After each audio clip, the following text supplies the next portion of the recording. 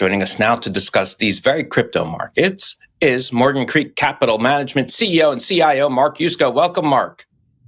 Good morning, y'all. How you doing? Very good. And it seems like you're doing very well in the sense that you think it's summer, crypto summer. I'm wearing a sweater. You're wearing short sleeves. You say it's crypto summer. I am wearing short sleeves. You're right. Exactly. So explain why it's crypto summer. Well, crypto is a 4-year or follows a 4-year cycle all around the halving event in Bitcoin, and there's a long explanation for that. But essentially, suffice it to say that the halving event causes a natural movement upwards in price. Otherwise, the miners would go out of business as their block rewards get cut.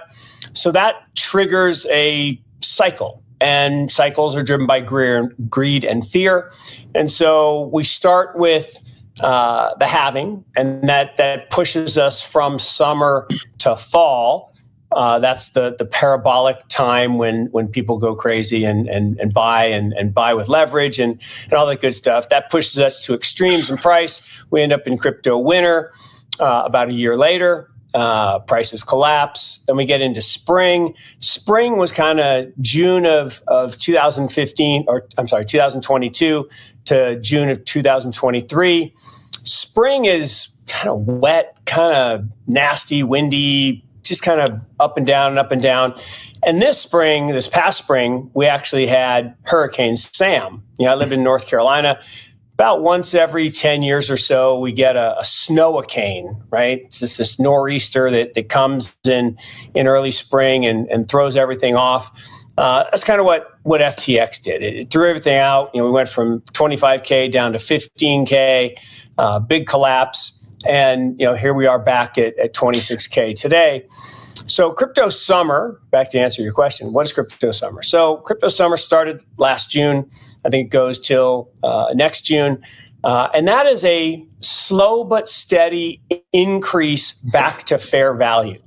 Now, why are we below fair value? Well, during the dump, during crypto winter, people get afraid, people get liquidated, prices collapse, they go far below fair value.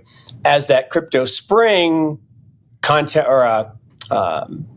people start to come back to the protocols, activity starts to rise, and the fair value, based on Metcalfe's law, rises. Today, the fair value, depending on what model you look at, somewhere in the low 50Ks. So we're meaningfully below fair value. So investors, like myself, like to accumulate in those periods.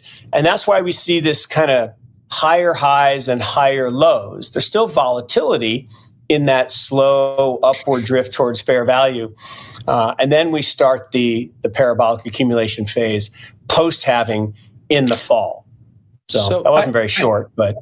Well, in many ways it was, though, because you kind of didn't go into some details. And one of the details, of course, I have to ask is this. You describe a lot of endogenous variables, but there are a lot of exogenous variables here.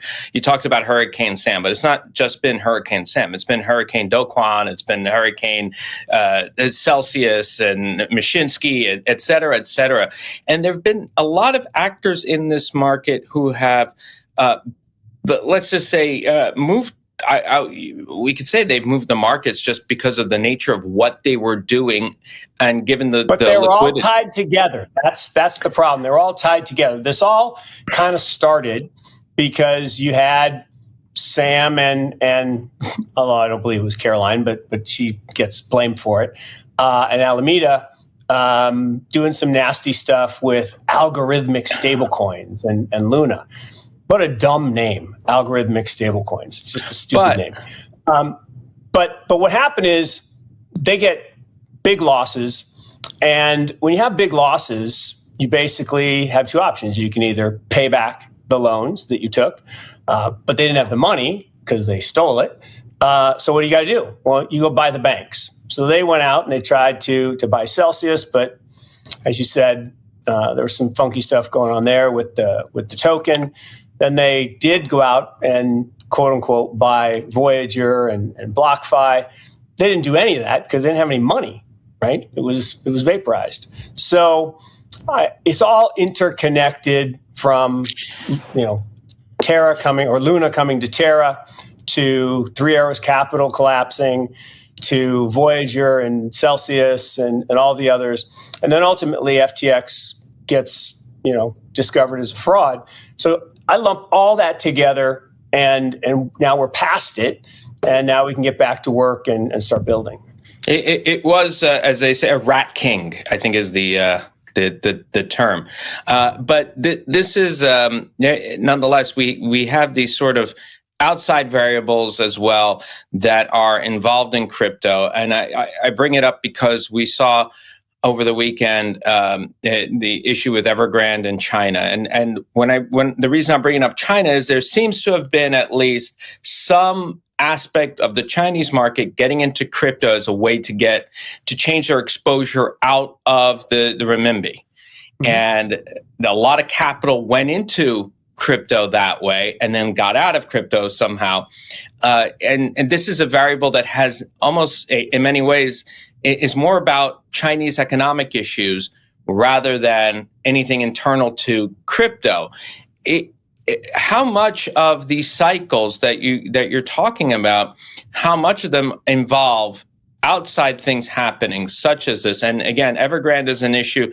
We might see its effects. I mean, we see these little bounces in Bitcoin every time Evergrande sneezes because of this fact that if there's a collapse in the Chinese real estate market, one would assume it would have a negative effect on Bitcoin because of the outsized influence, say, the Chinese economy has on crypto. Maybe. But look, short-term price doesn't matter, right? Price is a liar. Has nothing to do with value, has nothing to do with inherent. And this is true of any asset, not just Bitcoin. I mean, the price is what two people agree to exchange a small amount of a good or service. The value is what the inherent value is of something, whether that's a business, whether that's a piece of real estate, whether that's a piece of art, or whether it's a digital asset like cryptocurrency. So this idea that short-term price fluctuations, yes, they happen, and yes, people look at them and obsess over them. But at the end of the day, it's a global market, and certainly Chinese ownership of digital assets is going to have an impact. And if people are being liquidated because they had too much leverage, particularly in a deleveraging like that is like what's going on in the real estate markets in China, then you're going to see some selling. And the one thing I think is funny, though, is people when they say, "Oh, there's excess sellers in the market." No, there's not. For every seller, there's a buyer. For every buyer, there's a seller. It's a perfect match. And you may say, well, the marginal person initiating a transaction is the seller. Okay, that's fine. But you still have to have a buyer willing to buy the asset at that said price. And so the price in the market today, whatever, in 26,000, that's for a small amount that's traded. If you have a very large amount that you want to sell, you're not going to get that price. It's going to be a much lower price. If you have a large amount you want to buy, like what's about to happen when the ETF is approved, it's going to be a much higher price. So when the ETF is approved, and it will be approved, whether it's October or whether they push it into the new year, it doesn't really matter. But that's $30 trillion addressable market. That's the amount of money controlled by advisors that today are precluded from investing in digital assets. They will be able to buy Bitcoin and other digital assets, or in this case, just Bitcoin and the Bitcoin ETF. And whether it's 0.1%, that would be 30 billion, or whether it's 1%, that'd be 300 billion on a $500 billion asset with about 100 billion of free float, price will move up a lot. Well, Mark, on that topic, there was a Bernstein report that we published on CoinDesk earlier this morning that said crypto fund management could have assets as much as $650 billion within the next 5 years, of course, on the back of the ETF news, as you were just talking about. What do you make of those comments, especially since you predict that this approval is coming by the end of the year? Yeah, look, I mean, the directionality of all of these trends is very knowable, right? The technology, blockchain technology, is one of the four pillars of the digital age. We have AI, blockchain, chips, and data. Those four things are as inevitable as the sun rising tomorrow. And the adoption of better technology occurs. Now, doesn't mean the incumbents aren't going to fight it. They are. They're fighting really hard. But at the end of the day, blockchains are a better way to store value. They're a better way to transfer value. They're a better way to transact. And every asset, every stock, every bond, every currency, every commodity, every piece of property, every collectible car, every piece of fine art will eventually migrate to digital form. It will be moved and stored on blockchains. And the asset management space will continue to grow. As I said, there's $30 trillion of assets owned today by advisors, not owned by people that give it to advisors to take care of. And they're precluded from investing in digital assets by rule from their firm. That will go away when there is an approved ETF. And there will be. The idea that they're just never going to approve this, all their excuses are gone. And it's very similar to what happened with GLD. GLD took 2.5 years to get approved because at the end of the day, the institutions that make markets in commodities really like futures markets because they're easier to manipulate. Spot markets, tougher because that's real demand for real physical goods. So it's one of these things where you can delay it, but you can't stop the better technology from coming. So it's coming, whether it happens, like I said, in October, by the end of the year, or early next year, right before the halving. I don't really know. I don't have any great insight.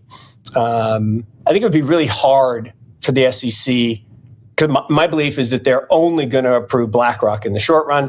I think it'd be really hard to not approve Bitwise, which I think has the October 16th date, and then approve BlackRock on the 17th. I don't think that would look very good. So maybe they push it out another 90 days. We'll see. But at the end, blockchains are coming. Value is going to migrate. 650 billion, a trillion. Over time, it's going to be multiple trillions of dollars are going to be in the asset management space and in digital assets for sure. All right, Mark, we are going to have to leave it there. Thanks so much for joining us this morning. No, thanks for having me. Really enjoyed it, and I look forward to chatting again. I love that green dress. Beautiful. Thank you very much. Thank you. Oh, no, this is blue. Oh, okay. You're talking about green. I know. It's green's my favorite color, so if you were wearing green, I'd comment on yours too. Thank you. Mark, wonderful to see you. See you guys. That was Morgan Creek Capital Management CEO and CIO, Mark Yusko.